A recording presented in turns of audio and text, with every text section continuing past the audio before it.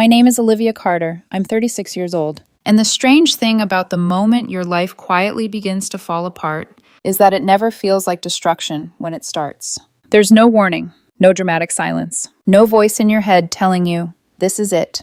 This is the choice that will cost you everything. Sometimes it begins with something as small as feeling invisible in your own life. Marcus Hayes had been in my life for nearly 9 years. For the last 5, we had built something that looked, at least from the outside, stable, predictable, safe. We weren't married, but we lived like we were. Shared bills, shared routines, shared 2 children, Tyler and Sophia, who still believed the world made sense if you explained it gently enough. And for a long time, I told myself that was enough. Marcus wasn't a bad man. That's what made it harder to see what was happening. He worked long hours, construction, early mornings, late nights.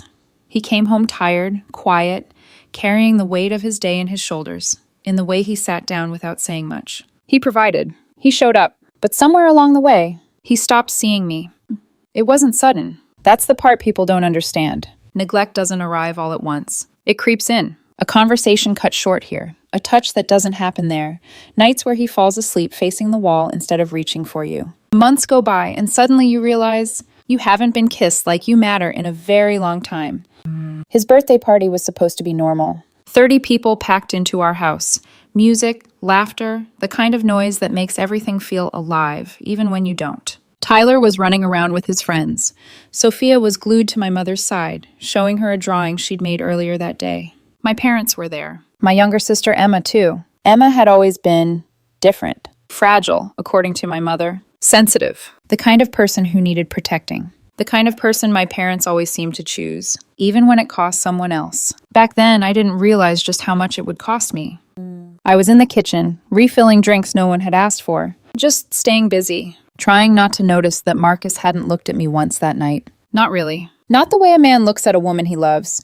And that's when Daniel spoke. Hey, I turned. Daniel Brooks, Marcus's best friend since college. The kind of man who didn't demand attention, but somehow always noticed everything, including me. You okay? He asked. And the way he said it, not casually, not like small talk, but like he actually wanted the answer. It caught me off guard. I'm fine, I said automatically. He didn't move, didn't nod and walk away like most people would. He just stood there, looking at me, waiting. And something about that, something about being seen, even for a second, cracked something open inside me. I haven't seen you smile tonight, he said quietly. I let out a small laugh. I'm just tired. Yeah, he said, like he didn't believe me. You don't look tired. You look alone. The word landed heavier than it should have. Alone. In a house full of people. At my boyfriend's birthday party. With my family 10 feet away. I should have walked away right then. I know that now. But I didn't. A few minutes later, I went out to the garage to grab another bottle of wine. I told myself that's all I was doing. Just wine. Just a break from the noise. Just a minute to breathe.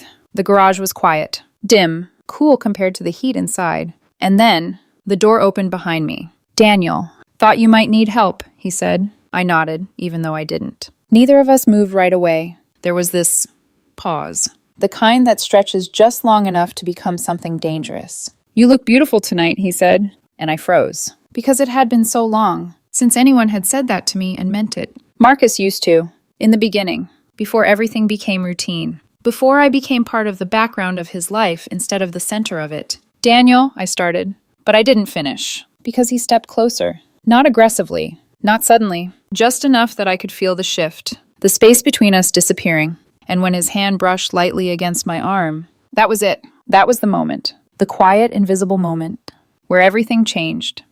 I wish I could tell you I thought it through, that I weighed the consequences, that I remembered who I was supposed to be. But the truth is, I didn't think at all. I just broke. I kissed him. And for a second, he kissed me back. It wasn't long, 20 seconds, maybe less, but it was enough. Enough to feel like oxygen after months of suffocating. Enough to immediately regret it. The second reality came rushing back in. I pulled away first, my heart pounding, my hands shaking. Oh my God, I whispered.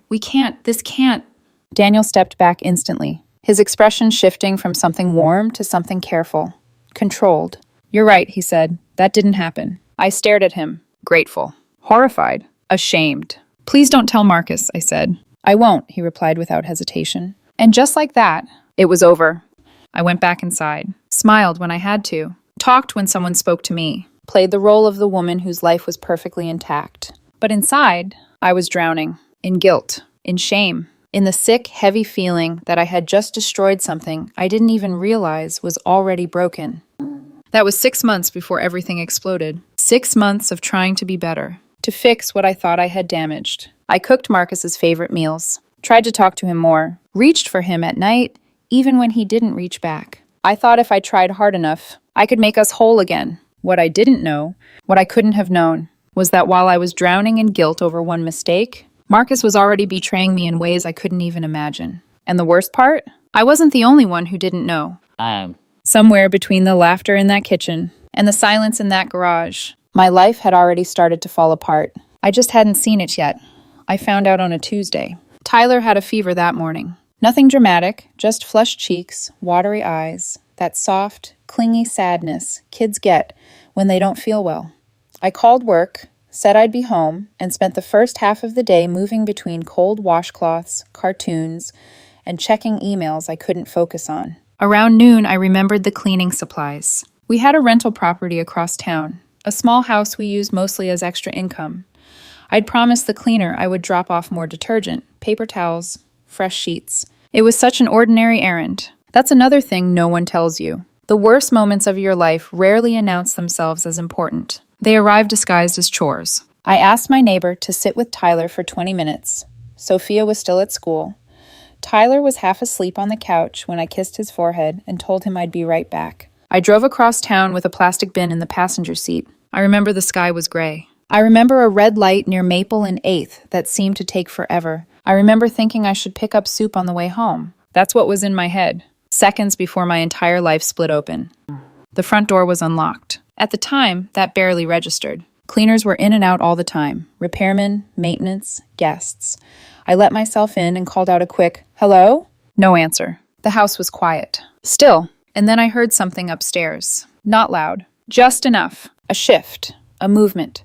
A sound that made every nerve in my body go cold before my mind had even caught up. I stood there for 1 second. 2. Then I walked upstairs. Not ran. Walked. Slowly. Like some part of me already knew that whatever waited behind that bedroom door was going to change me forever. The door was half open. I pushed it with my fingertips. And there they were. Marcus. Emma. Naked in bed. On sheets I had washed 3 days earlier. For a moment, nobody moved. It was like the whole room had been emptied of oxygen. Emma was the first to react. She pulled the blanket to her chest, let out this sharp, broken sound, somewhere between a gasp and a sob. Marcus just stared at me, and I stared back. I didn't scream. That's the part people always expect. They expect rage first. Noise. Glass breaking. But shock is quiet. Shock is your body going perfectly still, because if it moves, you might shatter. So I stood there in the doorway, holding a bottle of detergent in one hand like an idiot, and said the only thing I could force past my throat. How long? My voice didn't even sound like mine. Emma started crying immediately. Olivia! How long? I repeated. Marcus looked away first. That was my answer before he gave it. 4 months, he said. 4 months. I remember those words more clearly than almost anything else in my life. Not because they were loud, because they weren't. He said them quietly, flatly, as if the truth had worn itself out before it ever reached me. 4 months. While I was making dinners, while I was folding his clothes, while I was lying awake at night wondering how to fix us, while I was carrying around 6 months of guilt over 20 stupid seconds in a garage. 4 months. Emma was sobbing now. We didn't mean for this to happen. I turned to her so slowly it made her flinch. You didn't mean, I said, for a 4-month affair to happen? She looked down. I fell in love with him. The words hit me harder than if she'd slapped me. Not because I believed her, because of the entitlement inside them. As if her feelings were supposed to matter here. As if wanting something gave her permission to destroy it. I looked at Marcus. He still couldn't meet my eyes. Did you love her? I asked. He said nothing. And somehow that was worse, because silence leaves room for every ugly possibility. Emma wiped her face with trembling fingers. Mom and Dad know. For 1 second, I thought I had heard her wrong. What? She swallowed. I told Mom 3 months ago. I was upset. I didn't know what to do. She said we had to be careful. The room tilted. I actually reached for the doorframe because I thought I might fall. They know, I repeated. Marcus finally spoke. They wanted us to tell you. But I begged them not to, Emma said quickly. I told them I would end it. I laughed. Not because anything was funny, Because sometimes your body reacts in strange ways when pain becomes too large to carry. You told him you'd end it, I said, and then you kept sleeping with him. Emma cried harder. Marcus sat up then, trying to hide my name like he still had the right. Olivia, don't. My voice cracked through the room, sharper than anything I'd said yet. I pointed toward the floor. Get out. Neither of them moved. I stepped back from the doorway, suddenly unable to breathe in that room another second. Both of you, I said, get out of my sight. I don't remember getting back to the car. I just remember driving to my parents' house with my hands clenched so tightly around the steering wheel, my fingers ached. I don't remember traffic. I don't remember parking. I remember the front door opening before I knocked, like my mother had seen my car and already sensed something was wrong. When she looked at my face, all the color drained out of hers. And that was it. That was the confirmation. Not her words. Her face. She knew. You knew, I said. My father looked up from his chair in the living room. My mother stepped back like I might hit her. Olivia, you knew she was sleeping with Marcus. My mother pressed a hand to her mouth. My father stood slowly. This is complicated. I laughed again. That same awful hollow sound. Complicated? My voice rose for the first time. My sister has been sleeping with my boyfriend for 4 months, and you knew. We didn't want to interfere, my father said. Interfere. I still think about that word sometimes, as if betrayal were a private disagreement, as if standing by while your daughter's life is dismantled piece by piece were restraint instead of cowardice. My mother's eyes filled with tears, but I noticed something even then. Her tears weren't for me. They were for the mess, for the discomfort, for the family image cracking apart. Emma was emotional, she said carefully. She was confused. She was in my bed, I said. That's not confusion. My father exhaled, already irritated, as if I were making this more difficult than it needed to be. These situations are delicate. Delicate? I stared at him. Is that what you call this? And then my mother said the thing that changed something in me forever. Maybe if you had paid more attention to your relationship, Marcus wouldn't have looked elsewhere. I went completely still. There are moments when pain burns hot, and then there are moments when it turns cold. This was cold, slow, precise. You're blaming me, I said. No one is blaming you, she replied, which is what people say when that is exactly what they're doing. Marriage. He's not even my husband. You know what I mean. Relationships take work. Emma said Marcus was unhappy, lonely. You've been so focused on work and the kids, and so my sister decided to help. The shame on her face lasted less than a second. Then it hardened into defensiveness. My father stepped in. Don't be dramatic. I turned to him. Dramatic. Yes, he said. Couples survive infidelity all the time, and Emma is your sister. You don't throw away your whole family over a man. A man. That's how he reduced it. Not betrayal. Not months of lies. Not my sister in bed with the father of my children. A man. Like I was the unreasonable one for bleeding. I looked between them and suddenly understood something I should have understood years earlier. This wasn't about what Emma had done. It never would be. This was about who Emma was in this family. Protected, excused, handled gently. And who I had always been. The strong one. The one expected to absorb damage because I could. My mother came closer, voice softening, into that tone she used when she wanted something from me. You need to be the bigger person. There it was. The sentence I think some daughters hear their whole lives right before they're asked to accept the unacceptable. You've always been stronger, she continued. Emma is fragile. She can't handle conflict the way you can. I stared at her, and for the first time in my life, I truly saw what that meant. It meant Emma got to destroy things, and I got assigned the cleanup. My father folded his arms. Think about Tyler and Sophia. I am. Then think about what tearing the family apart will do to them. I almost smiled, because the cruelty of that sentence was almost elegant. They had helped tear my life in half. And now they were asking me to take responsibility for the sound it made. I looked at both of them, memorizing their faces in that moment. Not because I wanted to. Because some betrayals brand themselves into you. You want me to forgive her, I said. We want you to be reasonable, my mother answered. That wasn't what they wanted. They wanted quiet. They wanted convenience. They wanted me to swallow my pain and call it maturity, so they wouldn't have to feel the ugliness of what they had allowed. I turned and walked out. My mother called my name. My father told me not to do anything rash. I didn't answer. By the time I got home, Marcus was packing a suitcase. That image should have broken me. Instead, I felt strangely calm. He looked up when I came in, like he wasn't sure which version of me was walking through the door. The hysterical one? The pleading one? The one willing to listen? He got none of them. I'm staying at a hotel, he said. We both need time to think. There's nothing to think about. His jaw tightened. Olivia. No, you don't get to sound tired. You don't get to sound wounded. You've been sleeping with my sister for 4 months. He rubbed a hand over his face. It's not that simple. That sentence again, as if complexity made betrayal less deliberate. As of this moment, I said, we're done. His eyes sharpened. Don't make decisions when you're emotional. I almost laughed in his face. You were sleeping with Emma in our rental house and you think I'm the one being irrational? That's when he said it. The thing that made my blood go cold. You kissed Daniel. It wasn't a question. I felt the air leave my lungs. Marcus watched my face closely. Emma saw you, he said.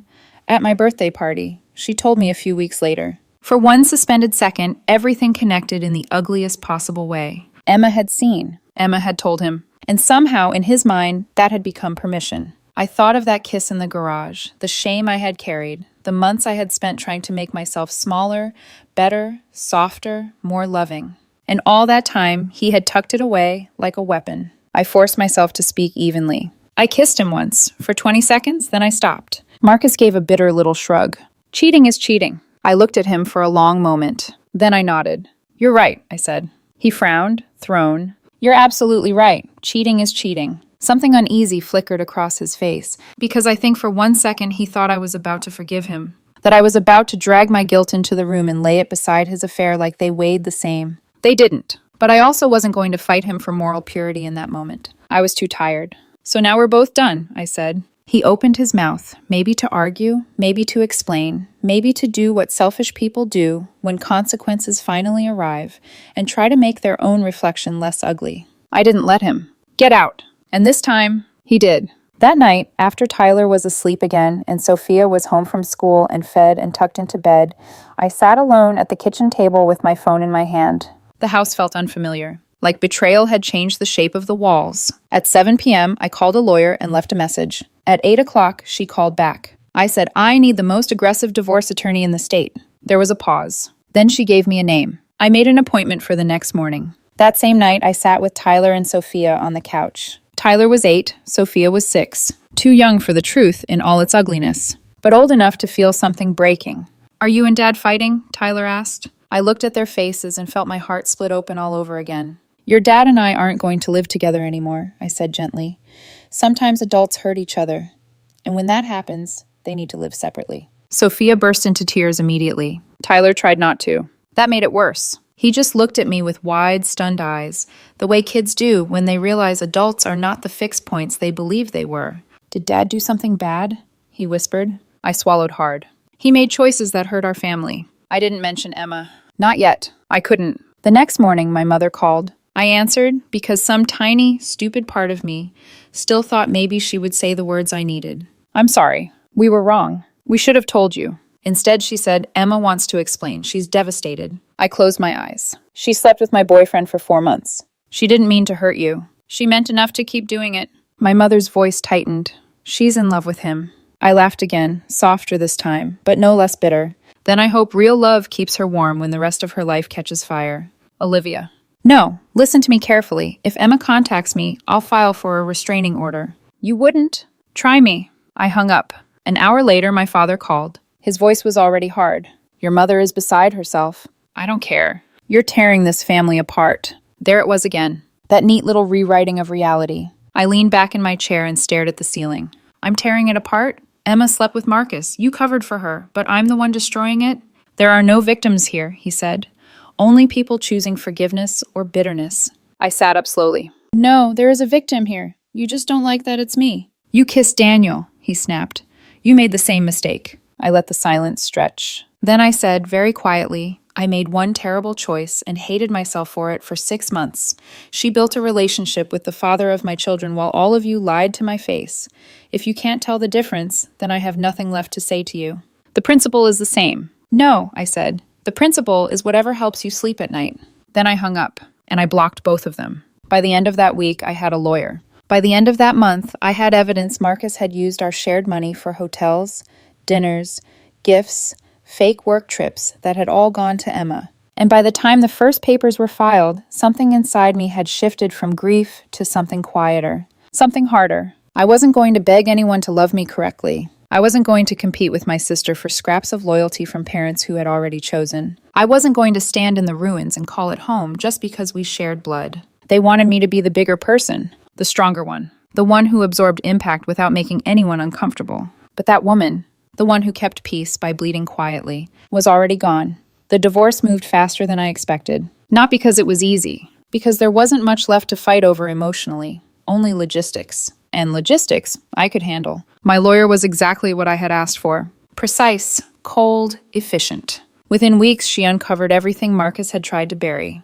Hotel charges labeled as work expenses, weekend conferences that never existed, gifts, expensive ones, charged to our shared account. All of it traced back to Emma. 4 months of betrayal, documented in numbers and receipts. There's something uniquely brutal about seeing infidelity itemized, like your pain has been converted into a spreadsheet.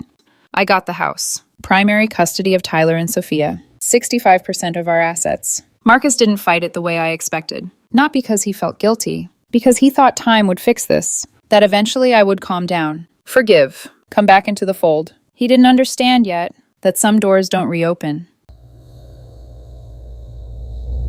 Emma didn't take it as quietly. She tried everything. Emails, letters. Showing up at my door like persistence could rewrite what she had done. The first time, I told her to leave. The second time, I didn't answer. The third time, I called the police. After that, she was served with a no-contact order. I remember watching from the window as she stood on the sidewalk, papers in her hand, crying like she was the one who had lost something. Maybe she had, but not what she thought. My parents sent a letter, typed, formal, detached in a way that almost impressed me. They said I was destroying the family, that I was bitter, vindictive, that they were ashamed of me, and that until I apologized to Emma and agreed to family therapy, they wanted no contact. I read it twice. Then I sat down at the kitchen table and wrote back exactly one sentence. Your terms are accepted. I mailed it the same day. That was 4 months after I found them. 4 months to dismantle an entire life. Telling the kids the truth came later. Not all at once. In pieces. Carefully. Tyler was old enough to understand more than I wanted him to. Sophia wasn't. She still asked if Daddy was coming home. Still drew pictures of the 4 of us and taped them to the fridge like reality could be rebuilt with crayons. I sat them down one evening after dinner, my hands folded tightly in my lap. There's something I need to explain, I said. Tyler looked at me with that same guarded expression he had developed since the separation. Sophia climbed into my lap without hesitation. Your dad and Aunt Emma made choices, I said slowly, choosing each word like it mattered, because it did. Choices that hurt our family. Tyler's face hardened immediately. Sophia frowned, confused. What kind of choices? I swallowed.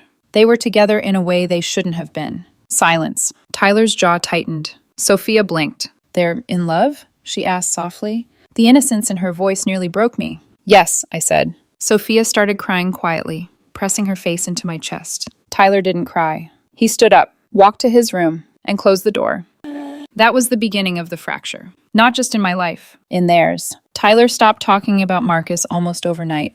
When Marcus called, Tyler refused to pick up. When visitation came around, he went, but with a silence that felt heavier than any argument. Sophia was different. She missed him. Missed Emma, too. That part cut deeper than I expected. Because children don't understand betrayal the way adults do. They understand presence and absence. 6 months after the divorce, Marcus and Emma got engaged. I didn't hear it from them. I heard it from my mother. From a number I had not blocked yet. Emma wanted you to know, she said carefully, like she was delivering good news. They're getting married next spring. I laughed. Actually laughed. You think I should be happy about that? It's been 6 months, Olivia. 6 months. As if time alone had the power to make something acceptable. You got what you wanted, she continued. You have the house, the kids. Stop punishing them. I'm not punishing anyone, I said. I'm protecting myself. They're your family. No, I said quietly. Tyler and Sophia are my family. The rest of you made your choices. And then I hung up. And blocked that number, too. Geez. The wedding came. I didn't go. Tyler refused to go. At 9 years old, he told Marcus directly, I'll never forgive you. Marcus tried to laugh it off. Said he would understand when he was older. Tyler didn't respond. He just walked away. Sophia went, because she still wanted to believe everything could be okay. She came home quiet. That night, she climbed into bed with me. Her small body curled against mine. Mom, she whispered. Yeah, baby? Daddy said you kissed Uncle Daniel, and that's why everything happened. For a second, my heart stopped. Not because it wasn't true, because of how it was being used. He told you that? I heard him talking to Grandma. Of course he had said it out loud like that. Simplified it, reshaped it, turned it into something that made his choices easier to carry. I pulled Sophia closer. I did kiss Daniel once, I said softly. At Daddy's party. She looked up at me. Why? I hesitated. Because how do you explain loneliness to a child? I made a mistake, I said finally. And I felt very, very bad about it. I stopped. I didn't do it again. She was quiet, processing. But Daddy, she started. Daddy made different choices, I said gently. He kept making them, over and over. She didn't fully understand, but she wrapped her arms around me tighter. I love you, Mom. I closed my eyes. I love you too. Here's what I haven't told anyone. Not my lawyer, not my friends, not even myself out loud. 3 months after I found them, after the divorce papers were filed, I saw Daniel again. It wasn't planned. Just one of those coincidences life throws at you when it wants to test whether you've actually learned anything. We were both at a coffee shop across town. We saw each other, paused, and then we talked. He apologized for that night, for crossing a line. I told him it wasn't his fault, which wasn't entirely true, but it also wasn't entirely a lie. One conversation became two. Two became dinner. And somewhere between grief and anger and the hollow space left behind by everything I had lost, I let myself fall into something I told myself I deserved. Comfort, validation, distraction. I slept with him. Not once, multiple times, over 2 months.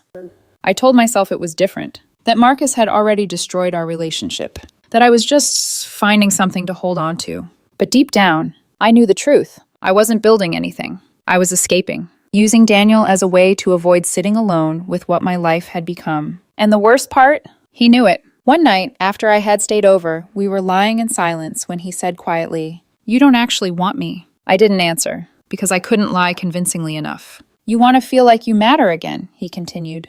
"And I get that, but I'm not a solution." The honesty in his voice cut deeper than anything else, because he wasn't wrong. I turned to him then. "You deserve better than this," I said. He smiled a little. "So do you." That was the last time. We ended it without drama, without promises, without pretending it had been more than what it was. He moved to another state 6 months later. We haven't spoken since. But I think about it more than I should.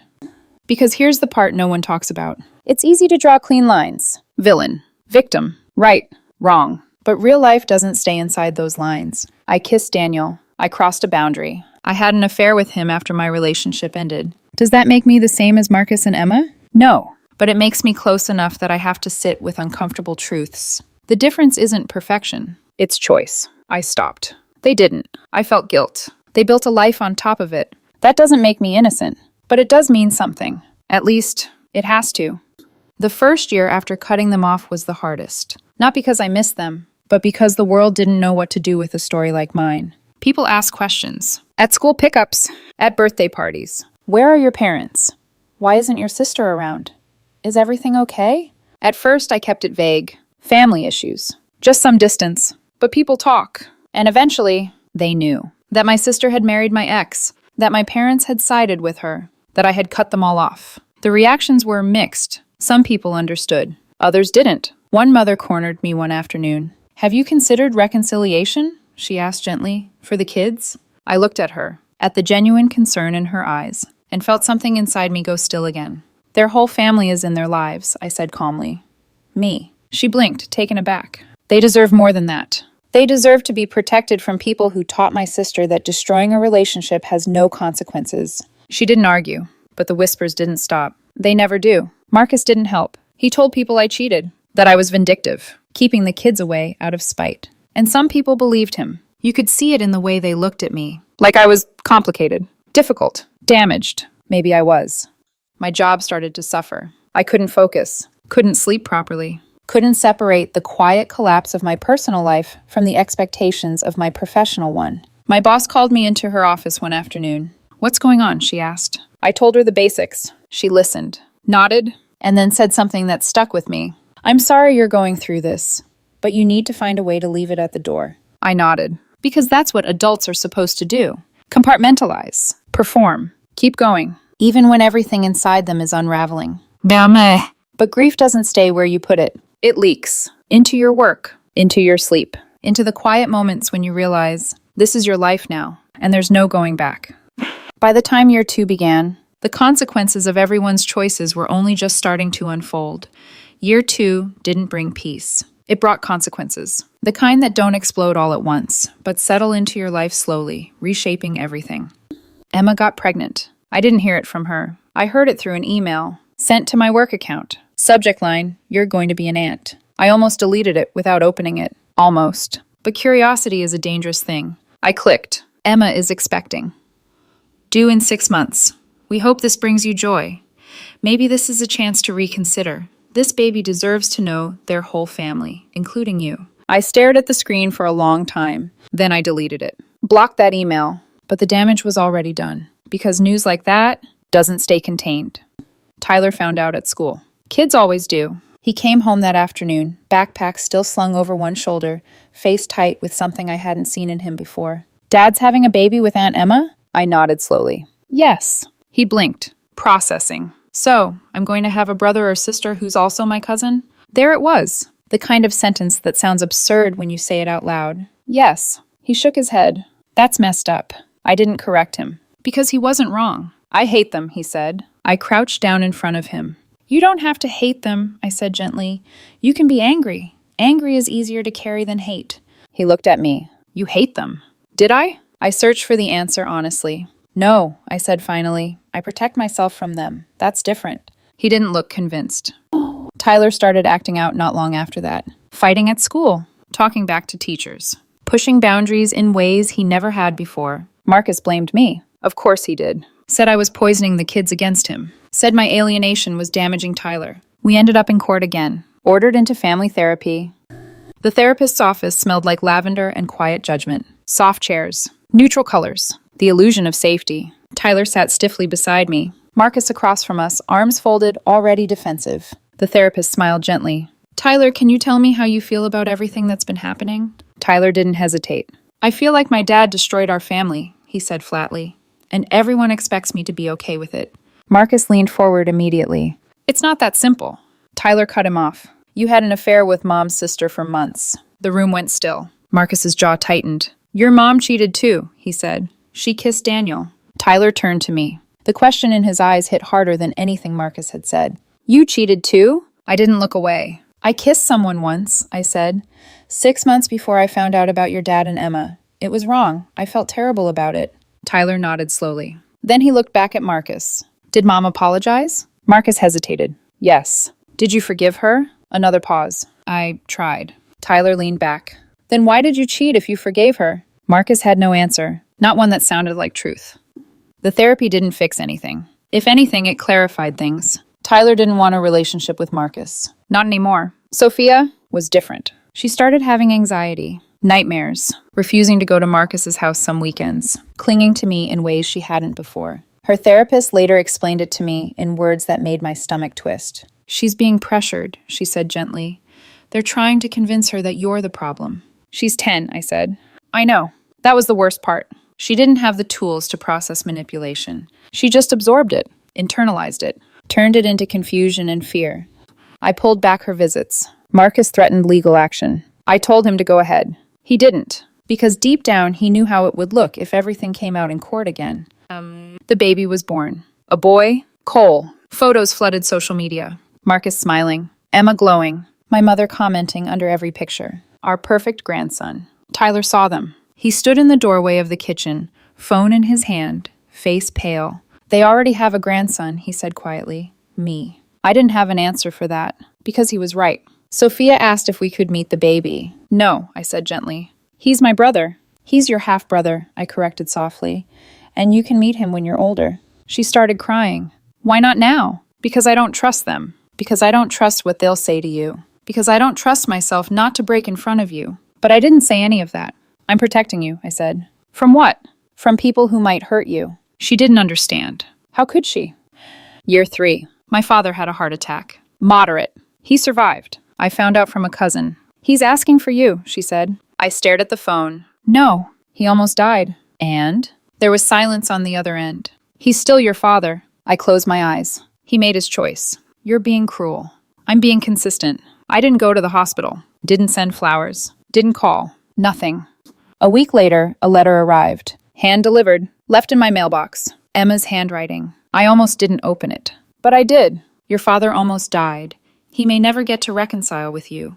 You're depriving him of his grandchildren because of your pride. We've all apologized. Why won't you forgive us? I read it 3 times. Felt nothing. Not anger. not sadness, just distance. They still didn't understand, still thought this was about forgiveness, not about accountability. I wrote back one sentence. He made his choice, I made mine. And that was the end of it.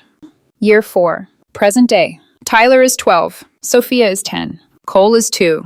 Tyler refuses all contact with Marcus, Emma, and my parents. Completely cut off. Marcus tried to take me back to court, accused me of alienation. The judge spoke to Tyler privately. Tyler told the truth. Everything. The blame. The lies. The pressure. The judge terminated Marcus's custody. Gave him supervised visitation, only if Tyler agreed. Tyler didn't. Sophia still sees Marcus. Every other weekend. She doesn't see Emma, doesn't see my parents. But she comes back different, quieter, more withdrawn. Her therapist says it's confusion, divided loyalty, the kind that slowly eats at a child if it's not handled carefully.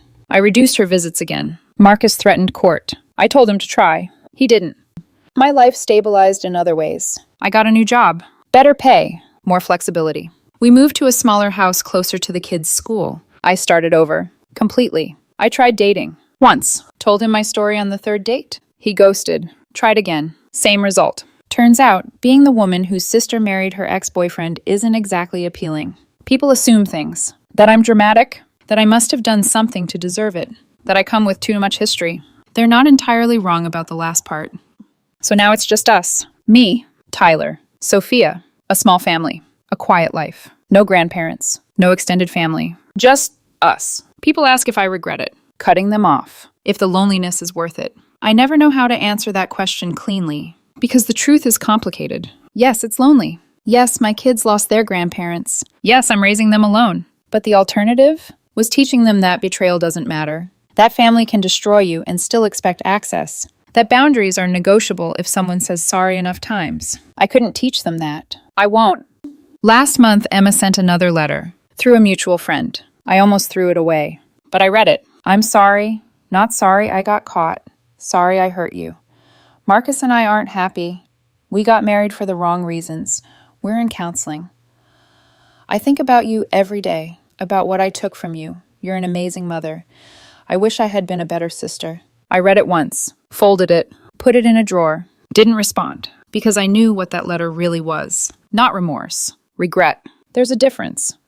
2 weeks ago, my mother showed up at my house. First time in 4 years. She looked older, smaller somehow. Can we talk? She asked. No. Please, 5 minutes. I should have closed the door, but I didn't. Your father is dying, she said. Cancer, stage 4, months maybe. I felt nothing, just a kind of tired clarity. He had 4 years to make things right. He was waiting for you. I was waiting for him to choose me. She flinched. You're being cruel. No, I said calmly. Sleeping with my boyfriend was cruel. Covering for it was cruel. Demanding I forgive it was cruel. I just removed myself. So you'll let him die without seeing you? He let my children go 4 years ago. And then she slapped me. Hard. The sound echoed in the doorway. For a second, everything went still. You selfish, bitter woman, she said. I hope you live with this guilt forever. I touched my cheek. Felt calm. Clear. Get off my property, I said. She stared at me for a long moment. Then she left. Dang. Tyler had seen everything from the stairs. Are you okay? He asked. Yeah. Grandpa's dying? Apparently. He nodded. Do you want to see him? No. Me neither. Sophia overheard. Came running. Grandpa's dying? We have to go. No, we don't. But he's family. He stopped being family when he chose Emma over us. She started crying. You're mean! You're keeping me from him. I'm protecting you. You're hurting me. She ran upstairs, door slamming. Net. Later that night, Tyler sat beside me. She doesn't understand. I know. Will she ever? Maybe, I said quietly. Or maybe she'll hate me for it. I don't hate you. I smiled faintly. I know. He hesitated. Do you regret it? I thought about it. Really thought. No, I said finally. I regret that I had to, but I don't regret protecting us. He nodded. Went upstairs. I sat alone after that, thinking about my father dying, about Emma's failing marriage, about Marcus, who barely knows his own children now, about my mother, alone, angry, still convinced she was right. And I wondered if I should feel guilty, if I had made the right choice. The honest answer? I don't know. I know I'm not innocent. I know that kiss, those 20 seconds, set something in motion. I know I crossed lines too. But I also know this. I stopped. They didn't. And sometimes that has to be enough. My name is Olivia Carter. I'm 36 years old. It's been 4 years since I walked away from my family. Tyler refuses all contact with them. Sophia struggles. She's still young. Maybe one day she'll understand. Maybe she won't. I live in a 2-bedroom house. Work a job that pays the bills. Take my kids hiking on weekends. Started a small garden. Adopted a dog. My life is quiet now. Simple. Mine. Emma is still married to Marcus, but unhappy. My father is dying. My mother is alone. They all made their choices, and I let them live with them. Men. People think cutting off family is easy. It's not. It's the hardest thing I've ever done. And it's not one decision. It's a choice you make, over and over again. Every time your phone doesn't ring. Every time your child asks about grandparents. Every time you wonder what would have happened if you had just forgiven. But I couldn't. Because forgiveness, in this case, would have meant teaching my children that betrayal is acceptable. That people can destroy your life and still deserve a place in it. I couldn't teach them that. So I chose this instead. The loneliness. The judgment. The silence. Because some prices are worth paying. And self-respect is one of them. My parents demanded I forgive my sister for sleeping with my boyfriend for the sake of the family. So I cut them off, walked away, and watched their lives fall apart from a distance. My father is dying without seeing me. Emma's marriage is collapsing. Marcus lost his children. My mother is alone. And me? I'm still here, standing. That's what choosing yourself looks like. Some doors don't reopen. Some betrayals don't get rewritten. And some families aren't worth keeping.